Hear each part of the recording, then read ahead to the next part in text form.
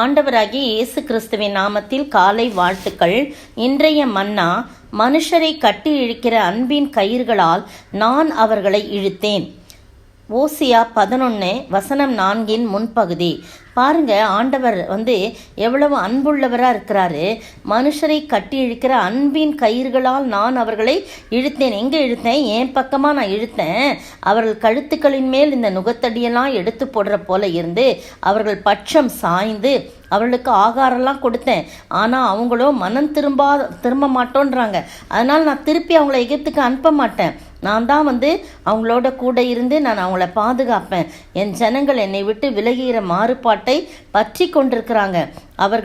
அவர்களை உன்னதமான விடத்தில் வரவழைத்தாலும் ஒருவனும் எழும்புறதில்லை அப்படின்னு சொல்லிட்டு 8-9 வசனங்களை பாருங்க.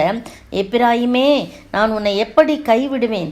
இஸ்ரவேலே, நான் உன்னை எப்படி ஒப்பு கொடுப்பேன்? நான் உன்னை எப்படி ஆத்மாவை போல ஆக்குவேன்? உன்னை எப்படி செபோயிமை போல வைப்பேன்? என் இருதயம் எனக்குள் குழம்புகிறது, என் பரிதாபங்கள் ஏகமாய் பொங்குகிறேன்னு சொல்கிறார். பாருங்கள், எவ்வளோ அருமையான வசனம்.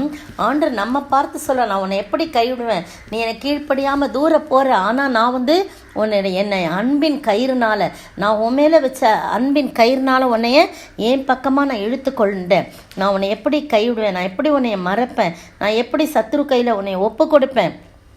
அப்பெல்லாம் கேட்டுட்டு என் பரிதாபங்கள் தான் உன் மேலே ஏகமாக பொங்குதுன்னு சொல்லி 9ஆம் வசனம் பாருங்கள். என் உக்கிர கோபத்தின் படியே செய்ய மாட்டேன், எப்பிராயிமை அழிக்கும்படி திரும்ப மாட்டேன். ஏனென்றால் நான் மனுஷன் அல்ல, நான் தேவனாயிருக்கிறேன். நான் உன் நடுவில் உள்ள பரிசுத்தர், ஆகையால் பட்டணத்துக்கு விரோதமாக வரேன் அப்படின்னு சொல்லி அப்படி சொல்கிறார். பாருங்கள், நான் மனுஷன் அல்ல, நான் தேவன்பா, நான் ஆண்டவர். நான் அப்படிலாம் செய்ய மாட்டேன். நான் உன்னோடு கூட இருக்கிற நடுவில் இருக்கிற பரிசுத்தர், ஆகையால் நான் பட்டணத்துக்கு விரோதமாக நான் வரமாட்டேன் அப்படின்னு சொல்கிறார். 3ஆம் வசனம் கூட பாருங்க. நான் எப்பிராயிமை கைப்பிடித்து நடக்க பழக்கினேன், ஆனாலும் நான் தங்களை குணமாக்குகிறவென்று அவர்கள் அறியாமல் போனார்கள் அப்படின்னு சொல்லி சொல்கிறார். அருமையான வேளையிலே உங்களுக்கும் எனக்கும் இப்படிப்பட்ட ஒரு அன்புள்ள ஆண்டவர் நம்மோடு கூட இருக்கிறார். பயமுறுத்துகிற ஆண்டவர் அல்ல, நம்மை தண்டிக்கிற ஆண்டவர் அல்ல, நம்மிடத்திலே அதிகமாய் அன்பு செலுத்துகிற ஆண்டவர். அன்பின் கயிறினாலே அனாதி சிநேகத்தால் நம்மை சிநேகித்தார், காருண்யத்தால் நம்மை தம் பக்கம் இழுத்து கொள்கிற ஒரு அன்பு தெய்வம் நம்மோடு கூட இருக்கிறார். எனவே நான் பயப்பட வேண்டியதில்லை, கலங்க வேண்டியதில்லை. என் ஆண்டவரிடத்திலே நான் மனம் திரும்பும்படியாக அவர் காத்து கொண்டிருக்கிறார். எனவே அவரண்டை வருவோமா?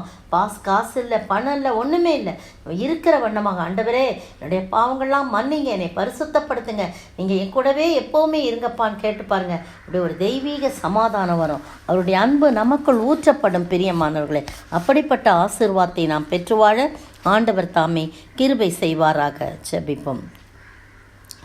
அநாதி ஸ்நேகத்தால் என்னை நேசித்தீரையா, காருண்யத்தினால் என்னை இழுத்து கொண்டீரே.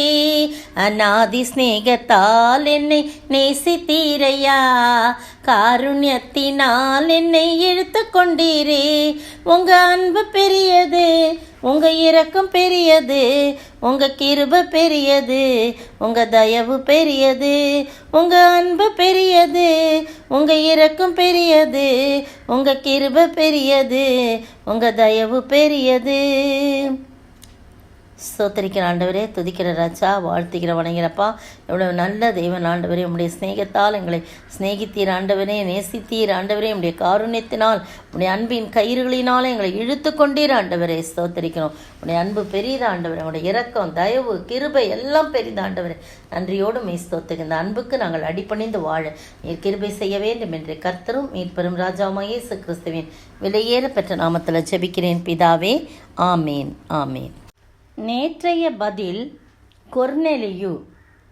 அப்போஸ்தலர் நடபடிகளின் புத்தகம் 10ஆம் அதிகாரம் 1 வசனம். இன்றைய கேள்வி: பிரகாசமுள்ள வஸ்திரம் தரித்த மனுஷன் யார் வீட்டுக்கு எந்த மணி நேரத்தில் வந்து நின்றான்? பிரகாசமுள்ள வஸ்திரம் தரித்த மனுஷன் யார் வீட்டுக்கு எந்த மணி நேரத்தில் வந்து நின்றான்?